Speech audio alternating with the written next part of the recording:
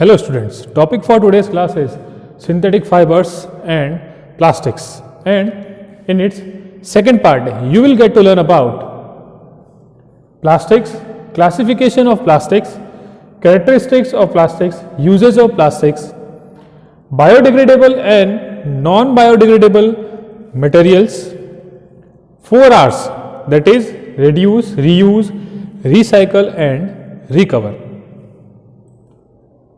First is plastics. This is another polymer formulated from, अब ये किस में से बनता है? ये एक तरह का पॉलीमर है और ये किस में से बनता है? Hydrocarbons available in natural material like natural gas, oil, coal, minerals and plants. और इसी वजह से प्लास्टिक का जो नाम है, जितने भी प्लास्टिक्स है, जितने भी प्लास्टिक के एग्जाम्पल है, जितने भी प्लास्टिक्स के पार्ट्स हैं, उनके जो नाम है वो किससे स्टार्ट होते हैं? पॉली से. जैसे एग्जांपल ले लेते हैं polystyrene, polypropylene and many more. अब ये जो फाइबर है ये बहुत ही ज़्यादा मॉडर्न इंडस्ट्रीज में यूज़ किए जाते हैं बिकॉज इनकी जो प्रॉपर्टी की वजह से, इनकी प्रॉपर्टी की वजह से ये ज़्यादा यूज़ किए जाते हैं. जैसे कि resistance toward corrosion and chemicals, good durability होती है, slow slung, thermal and electrical conductivity, high ratio between strength and weight, availability in vivid colors, अलग अलग कलर्स में भी अवेलेबल होते हैं, resistance to shock and water, inexpensive and low toxicity. अब इनके यूज कहाँ पर आते हैं वो देख लेते हैं कि किस किस प्लास्टिक जो है किस किस चीज को, किस किस मटेरियल को बनाने में यूज आते हैं. Used in making toys, suitcase, bags, cabinets, brush, chairs, disposable cups, tables, headliners, bottles, CD and cassettes boxes, cutlery, electrical connectors and many other innumerable stuffs. Classification of plastics. अब देखते हैं कि plastics को कितने part में classify किया गया है या फिर कितने पार्ट में डिवाइड किया गया है. They are thermoplastics and thermosetting plastic. दो पार्ट में डिवाइड किया गया है. First is thermoplastics and second is thermosetting plastics. तो देख लेते हैं कि थर्मोप्लास्टिक क्या होता है. Plastics that can be melted repeatedly by heating, जिनको बार बार मेल्ट किया जा सकता है by heating and can be remoulded into different shapes, और उनको रीमोल्ड करके उनको अलग अलग शेप दिए जाते हैं. This is called thermoplastics. Examples दे रखे हैं polyethylene, polypropylene, polystyrene and PVC are some of the example of this kind of plastics. अब इनके यूज देख लेते हैं कि ये किस किस में यूज है. थर्मोप्लास्टिक जो है ये कहां पर यूज होता है.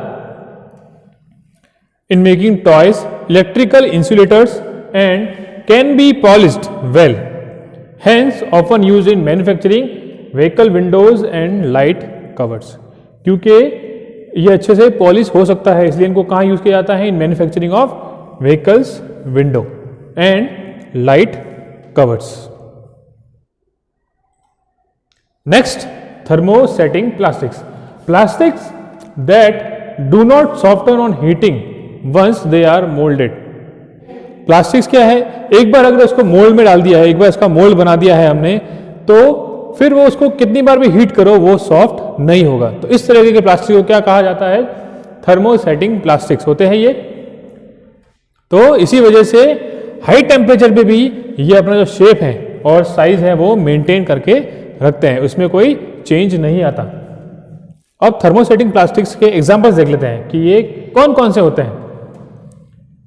Phenolic resins, amino resins, polyester resins, silicon resins, epoxy resin, bakelite, melamine and polyurethanes are some of the example of these kind of plastics. Bakelite जो है, जैसे बेकेलाइट हमने एग्जाम्पल पढ़ा यहाँ पे, तो बेकेलाइट क्या होता है? पुअर कंडक्टर होता है हीट एंड इलेक्ट्रिसिटी, तो इसलिए इसका यूज आता है in making electrical switches and handle of several utensils. Melamine due to its resiliency to fire and tolerance to heat is extensively used to make floor tiles, kitchenwares and fabrics used by firemen that can resist fire. अब melamine जो है इसकी property है resilience to fire and tolerance to heat, इसलिए ये कहां पर use किया जाता है? इस प्रॉपर्टी की वजह से floor tiles, kitchenwares and fabrics used by fireman that can resist fire. Next is characteristics of plastics. तो देख लेते हैं कि कैरेक्टरिस्टिक्स क्या क्या है प्लास्टिक्स की. They have lighter weight but possess good strength. ये लाइट वेट होते हैं लेकिन इनकी स्ट्रेंथ जो होती है वो अच्छी होती है. They are inexpensive and hence find extensive use in several house hold industries. क्योंकि ये इनएक्सपेंसिव होते हैं तो ये बहुत सारे हाउस होल्ड इंडस्ट्रीज में यूज किए जाते हैं. They are non reactive and hence are resistance to corrosion. ठीक है, नॉन रिएक्टिव होते हैं एंड साथ ही साथ resistant to corrosion. They are durable, लंबे टाइम तक चलते हैं and hence can be moulded into any shape and size.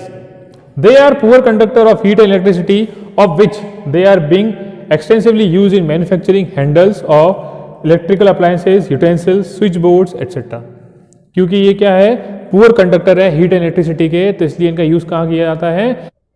Manufacturing handles of electrical appliances. Electrical appliances जो होते हैं उनके हैंडल जो होते हैं वो इनके बनाए जाते हैं.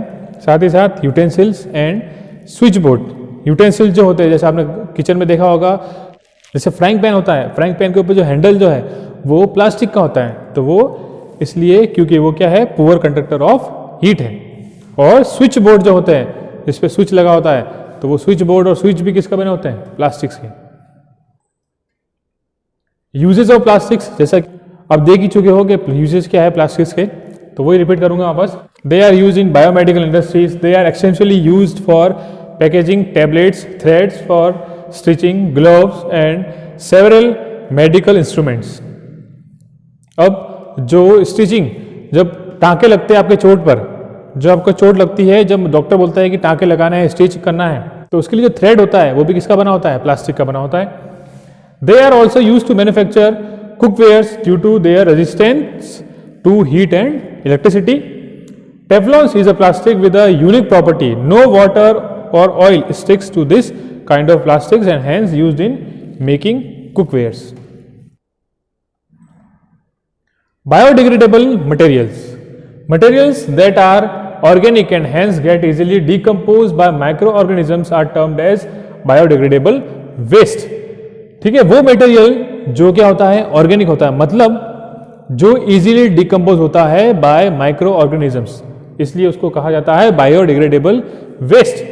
Once decomposed, they can be used as humus to increase the fertility of the soil. और एक बार डिकम्पोज हो गया, अब उसका क्या बन जाएगा? ह्यूमस बन जाता है, जो कि सॉइल की फर्टिलिटी को इंक्रीज करने में हेल्प करता है. This kind of materials includes kitchen waste, dead plants and animals, human excreta. ठीक है, तो बायोडिग्रेडेबल वेस्ट कौन कौन सा होगा? किचन वेस्ट होता है, dead plants and animals and human excreta. Non biodegradable materials, the materials that are inorganic. Materials कौन से होंगे? इनऑर्गेनिक मटेरियल होंगे, मतलब वो डिकम्पोज नहीं होंगे बाय द माइक्रो ऑर्गेनिजम्स, इसलिए उनको कहा जाएगा नॉन बायोडिग्रेडेबल मटेरियल्स या non biodegradable waste. They persist in the environment for a long time, thereby polluting the environment. ठीक है, और ये जो होते हैं नॉन बायोडिग्रेडेबल मटेरियल्स जो होते हैं, ये एनवायरमेंट में लंबे टाइम तक पड़े रहते हैं और एनवायरमेंट को पॉल्यूट करते हैं. और इनको इस तरह के मटेरियल्स को, नॉन बायोडिग्रेडेबल मटेरियल्स को जलाना भी नहीं चाहिए. अगर जलाते हैं तो they release a lot of hazards gases in the environment causing air pollution. उससे क्या होगा? एयर पॉल्यूशन होगा. This kind of materials includes plastics, metals and glass. Side effects of non biodegradable materials. अब साइड इफेक्ट्स क्या होते हैं? जैसा कि मैंने बताया, एयर पॉल्यूशन होगा. ठीक है, और भी देख लेते हैं.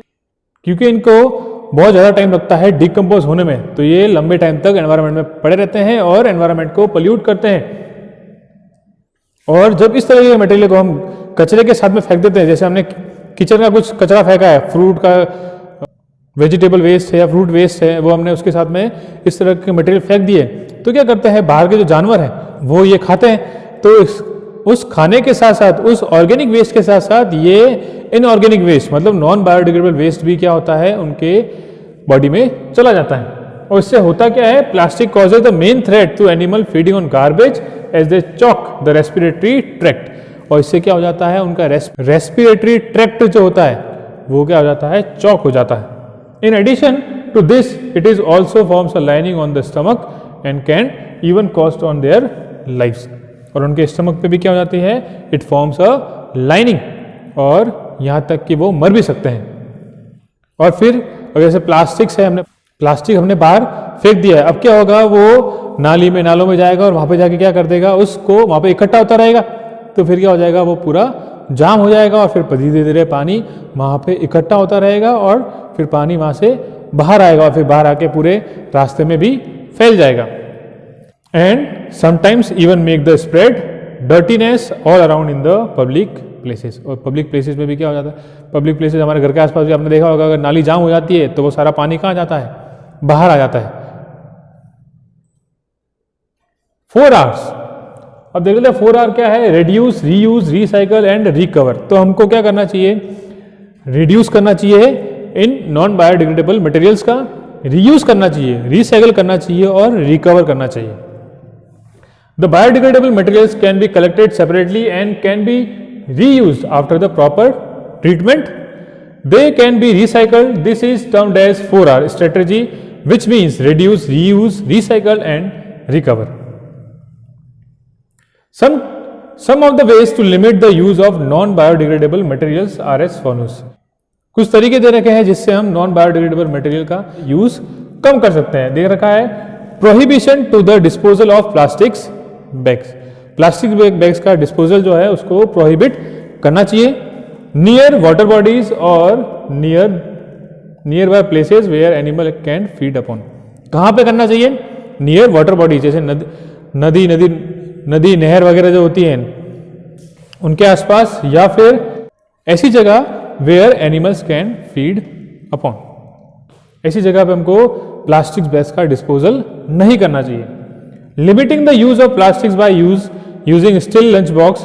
अब प्लास्टिक्स जो है उसको हम यूज ना करके क्या यूज कर सकते हैं, जैसे हम प्लास्टिक का लंच बॉक्स यूज करते हैं उसकी जगह पर हम क्या यूज कर सकते हैं, steel lunch box. Jute bags use कर सकते हैं, जैसे हम बैग पॉलीथीन ले जाते हैं तो पॉलीथीन की जगह पर हम क्या यूज कर सकते हैं, जूट बैग्स और cotton bags for shopping. Recycling and then reusing the non biodegradable waste. और अगर नॉन बायोडिग्रेडेबल वेस्ट का हम यूज कर रहे हैं तो उसको हमको क्या करना चाहिए, रिसाइकिल करना है और उसको रीयूज करना है, जिससे कि वो वेस्ट हम बाहर फेंकेंगे नहीं और उससे पॉल्यूशन नहीं होगा।